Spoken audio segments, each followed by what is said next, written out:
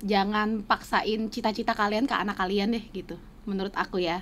Kalau misalkan orang tuanya mau jadi dokter, anaknya nggak jadi dokter nggak apa-apa kok gitu. Yang penting dia lakuin apa yang dia suka. Jadi jangan dipaksain. Buat teman-teman yang mau jadi dokter, boleh banget sih sebenarnya.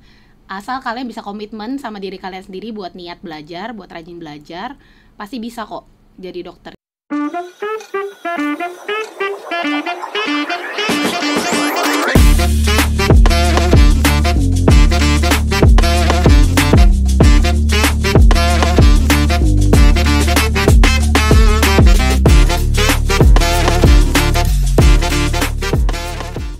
Yes, kembali lagi di This Is My Story, podcast dari Radio Suara Gracia. Di segmen terakhir dari Dr. Sharon, kita akan menggali informasi terakhir ketika tadi sudah membahas bagaimana perjalanan keputusan menjadi seorang dokter, kemudian menjalani keputusan itu.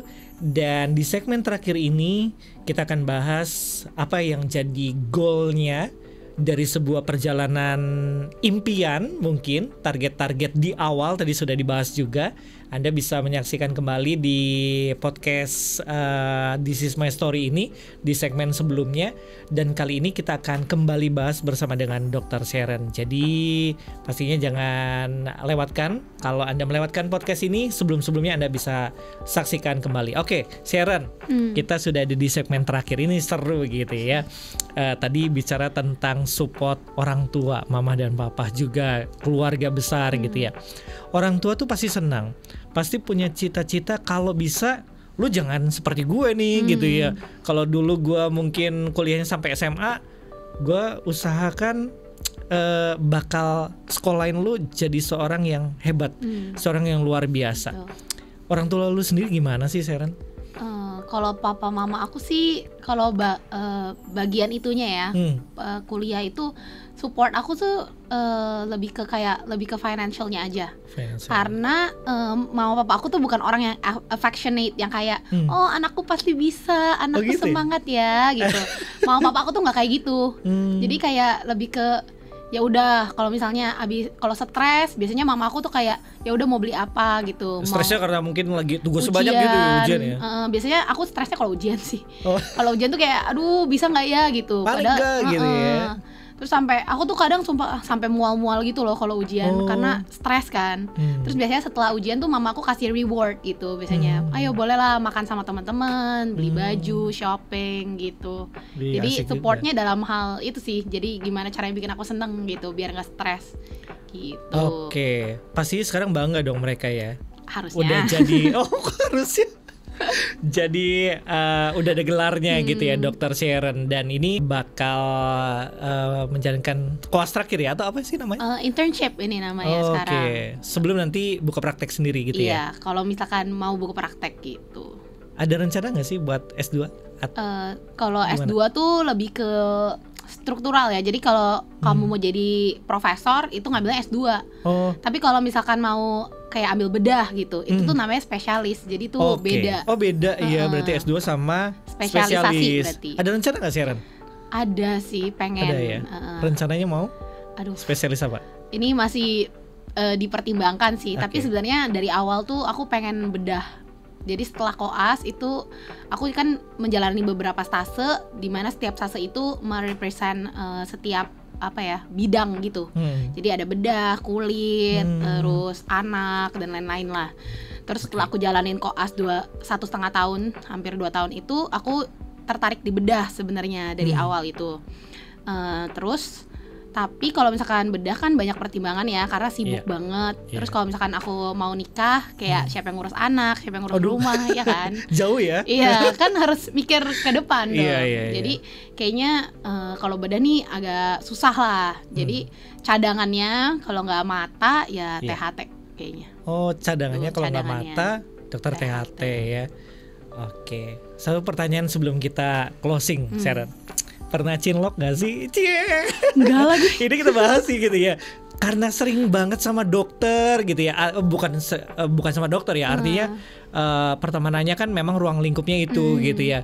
Terus juga mungkin waktu koas kayaknya berapa lama sih kalau koas gitu? Koas 1,5 tahun, 2 tahun. 1,5 tahun penempatan gitu ya, karena sering bareng tiap hari.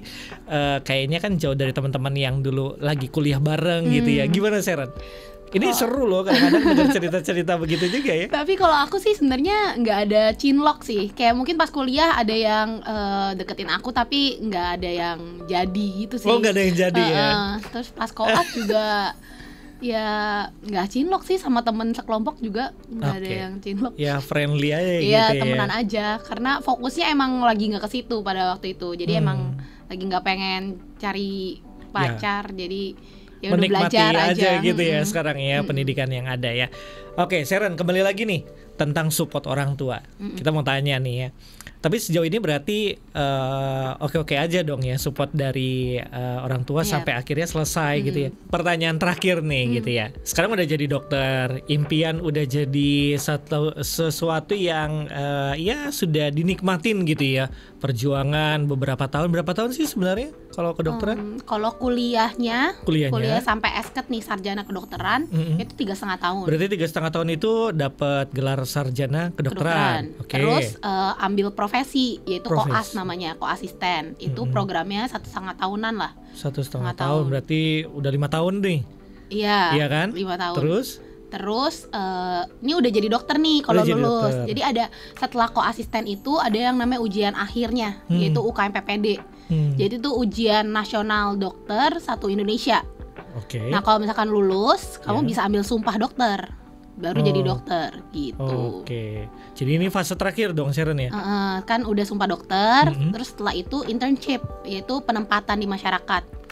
Itu penempatannya setahun aja ya, berarti sekitar 6 tahunan kali 6 tahun lebih ya. Di terakhir ini nih, Sharon udah jadi dokter, tadi udah dibilang gitu ya, udah semuanya kayaknya udah dilewatin, tinggal kayaknya 1 tahun terakhir gitu ya. Bakal ya istilahnya selesai, kecuali Sharon akan ngambil spesialis tadi ya. Kalau sekarang di akhir podcast ini Sharon mau ngomong apa nih kira-kira? Pertama ya, untuk teman-teman yang kelas 12 atau kelas 11 lah ya, atau mungkin dari jauh-jauh hari mereka udah mikirin, atau buat orang tua juga tadi kan udah bilang juga kayaknya kamu harus jadi dokter misalnya gitu ya, agak maksa-maksa dikit gitu. Kira-kira pesannya apa nih? Atau tipsnya apa dari Sharon untuk setiap pendengar? Kalau dari aku sih, pertama buat orang tua dulu kali ya. Jangan paksain cita-cita kalian ke anak kalian deh gitu, menurut aku ya. Kalau misalkan orang tuanya mau jadi dokter, anaknya nggak jadi dokter nggak apa-apa kok gitu. Yang penting dia lakuin apa yang dia suka, jadi jangan dipaksain. Terus buat teman-teman yang mau jadi dokter, boleh banget sih sebenarnya, asal kalian bisa komitmen sama diri kalian sendiri buat niat belajar, buat rajin belajar, pasti bisa kok jadi dokter gitu. Jadi komplit ya, dari sisi orang tua, dari sisi anak. Nah Sharon, mungkin ada beberapa kalimat nih, say thank you sama orang tua mungkin. Kan pasti iya dong, walaupun mungkin segala, tadi Sharon sempat cerita juga ya, segala sesuatu yang dilakukan Sharon tuh wow gitu menurut orang tua. Karena memang orang tua pasti tidak pernah berpikir gitu ya, pasti bangga apapun, sekecil apapun yang dilakukan pasti bangga dong gitu ya. Walaupun mungkin kayaknya ya yang penting lu kuliah deh, kamu kuliah, udah jangan tahu gitu, cari istilahnya berkeringatnya orang tua gitu. Nah sekarang Sharon waktunya untuk ucapin say thank you mungkin buat orang tua atau seseorang yang memang punya peran juga nih untuk support Sharon beberapa tahun ini. Mama, papa, sama emak kali ya. Kalau buat papa, makasih banget udah selalu ada buat Sharon dari dulu gitu. Kan aku sama papi tinggalnya bareng, jadi selalu kebutuhan aku tuh sama papi dipenuhin tiap hari. Kalau aku mau pulang dari Bandung ke Cirebon juga, papi yang udah nyiapin semuanya di Cirebon gitu. Jadi makasih banget udah support aku. Terus buat mami juga, karena setiap kali aku nangis-nangis teleponnya ke mami, setiap kali stres belajar juga nelponnya ke mami gitu. Jadi ya makasih banget udah dengerin Sharon setiap kali Sharon stres. Terus kayak selalu kasih doa dan dukungan juga. Terus ya terima kasih udah menguatkan Sharon lah saat kalau aku lagi stres gitu. Terus sama emak yang care banget sama aku, kayak tiap hari aja.